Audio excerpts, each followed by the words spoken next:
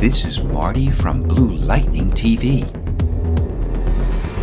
I'm going to show you how to transform a face into a flesh-eating zombie.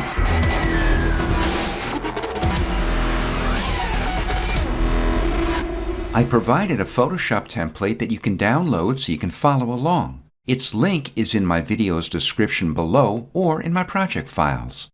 It includes 3 layers: a face, a skull, and cracked texture. Feel free to use a different photo for the face if you like. Just make sure it's facing directly forward and is lighted mainly from one side. Before we begin, please consider joining my community of patrons on Patreon for as little as $2 per month, or become a channel member by clicking the Join button below the video. Click the Patreon card at the upper right or the link in my video's description below. The first step is to make a selection around the head. If the background in your photo is dark, as in this example, click the adjustment layer icon and click Levels. Drag the input white level to brighten your image until you can see a stronger delineation between your subject and the background. Make a composite snapshot of your image by pressing Alt-Control-Shift-E on Windows or Option-Command-Shift-E on a Mac. Open your Quick Selection tool. I generally find that a radius of 5 to 15 pixels works well.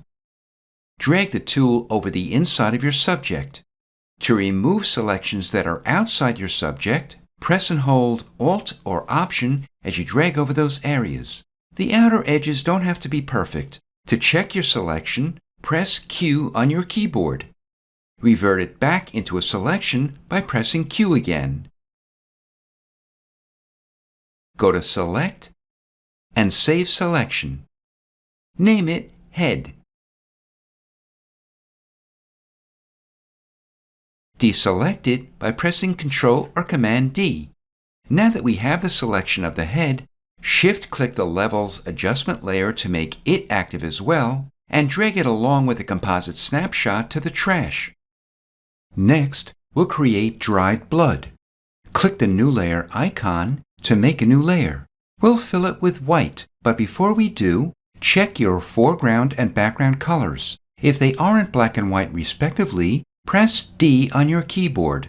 Click the foreground color to open the color picker. In the hexadecimal field, type in 87 and 4 zeros. Then click OK or press Enter or Return. Since your background color is white, press Ctrl or Command plus Delete. Go to Filter, Render, and Fibers. Make the variance 5 and the strength 10. We'll bloom out the lightest areas of the streaks by opening your Levels window. Press Ctrl or Command L.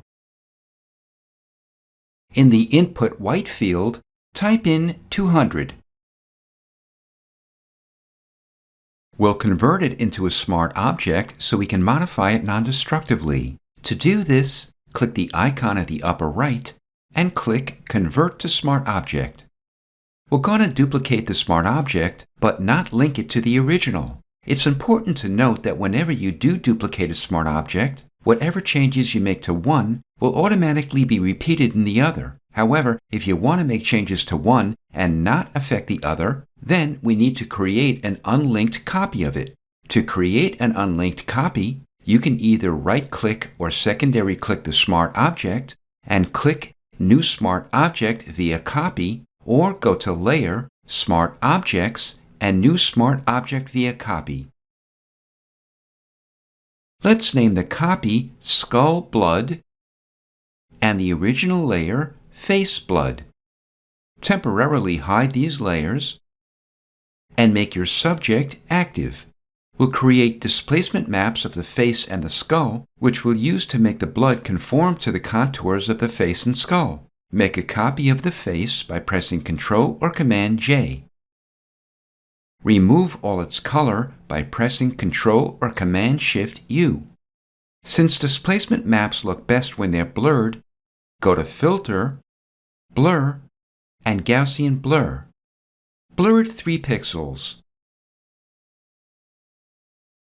Open the flyout list again, and this time click Duplicate Layer. Open the document list and click New. Type in Displace Face. Immediately, it created a new document named Displace Face. Go to File and Save As. Save it to your desktop so you can access it easily.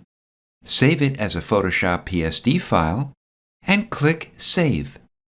If you see this message, just click OK. Then, close the Displace Face document since we have it on our desktop. We can delete the face copy by either dragging it to the trash can icon or on later versions by pressing the Delete key on your keyboard. Since every face has its own unique characteristics, we can manipulate the skull to conform to those variances. I already made this particular skull conform to the face of this subject. However, if you're using a different face for this project, I'll show you how to manipulate the skull. Make the skull layer active and visible. Reduce its opacity so we can see the face under it. Open your Transform tool by pressing Ctrl or Command T. Click the Warp Transform icon and drag the anchor points and lines to better match your subject's face. When you're happy with it, press Enter or Return or click the check mark. I'll click the Cancel icon since I don't want to make changes to the original skull. Increase its opacity back to 100%. Make a copy of the skull. Control-click or Command-click the eyeball icon next to the skull to hide all the other layers.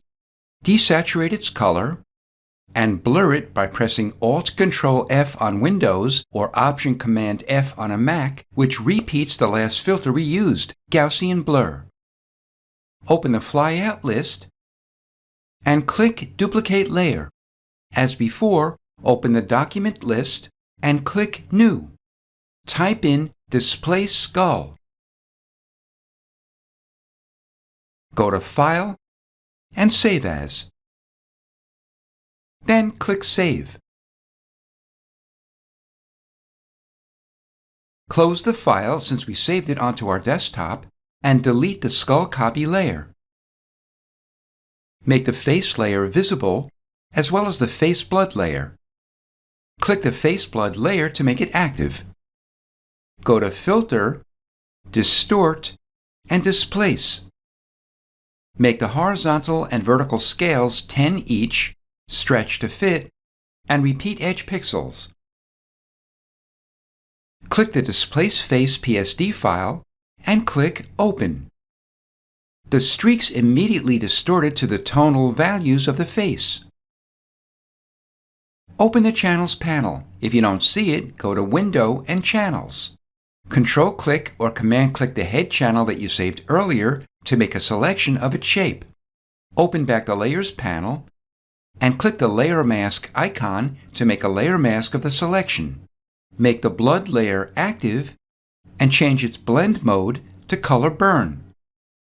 Notice how the streaks follow around the contours of the face.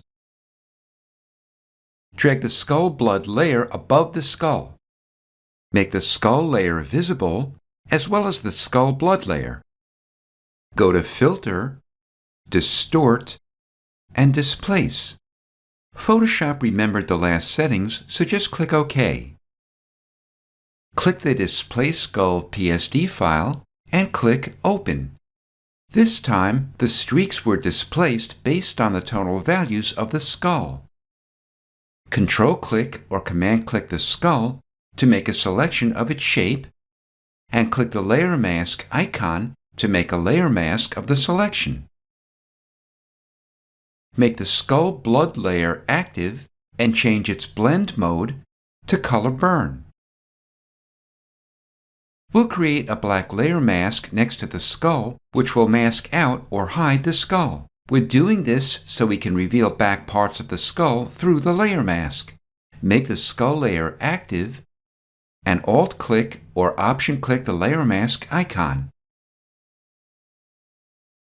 If your foreground and background colors didn't invert to make white your foreground color, press X on your keyboard. Open your brush tool and brush picker.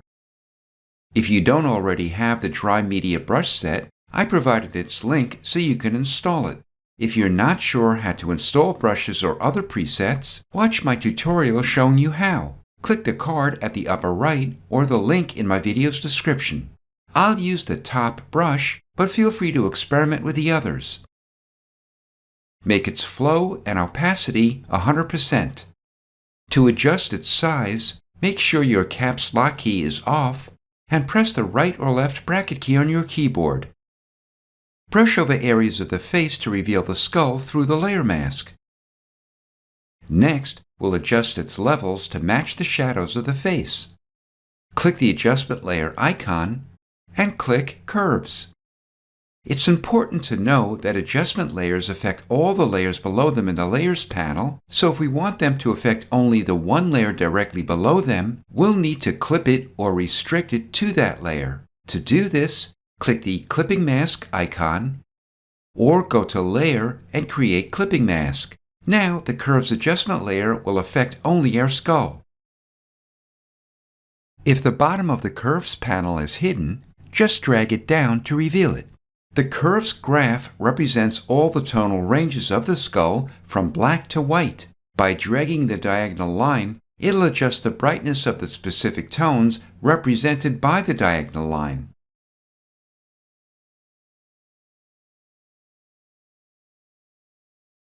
Make the skull blood layer active and click the adjustment layer icon. This time, we want the Curves adjustment layer to affect our entire image, so we won't clip it. I'll make the darker tones darker and the lighter tones darker as well. Open the Adjustments panel. If you don't see it, go to Window and Adjustments. Click the HueSaturation icon and check Colorize. For the hue, type in 33, and for the saturation, type in 37. Open back the Adjustments panel and click Levels. For the input white level, type in 213 to brighten our image. Next, we'll reveal the color in the blood streaks. Make the HueSaturation layer mask active and invert your foreground and background colors so black is your foreground color. Make the flow 30%. Flow controls the speed at which paint is laid down, much like painting with a spray paint can. Opacity controls the transparency of the paint. Unlike opacity, flow gives you the ability to gradually build up to your darkest color by doing multiple passes in the same area. If you want to hide any streaks on the face, make the face blood layer mask active and brush over them. Make the cracked texture layer visible and active and change its blend mode to linear burn. Alt-click or Option-click the layer mask icon to make a black layer mask, which hides the texture. If your foreground and background colors didn't invert, press X so white is your foreground color. Brush over areas of the face where you'd like to reveal the cracked texture, and adjust your brush's size accordingly. Next, we'll add dimension to the cracked texture. Double-click the texture to open its layer style window and click Bevel and Emboss. Let's drag the panel over so we can see the face. The style is Inner Bevel, the technique is Smooth, and the depth is 200%. The direction is up, the size is 1 pixel, and soften it 3 pixels. The angle is -57 degrees, and the altitude is 37 degrees. The gloss contour is linear. The highlight mode is Color Dodge, and its opacity is 100%. The shadow mode is Linear Burn, and its opacity is 60%. You can finesse any part of your zombie if you like. For example, I'd like to reveal less of this eye socket and a bit more cracked texture around it. So I'll scroll to the skull and click its layer mask to make it active. I'll invert the colors so black is my foreground color. I'll adjust the size of my brush and brush over the entire eye socket. I'll invert my foreground and background colors so white is my foreground color and reveal back some of the skull's eye socket. I'll scroll back up and make the cracked textures layer mask active. I'll make sure my foreground color is white. As I brush over the area, it'll reveal back the cracked texture. This is Marty from Blue Lightning TV. Thanks for watching.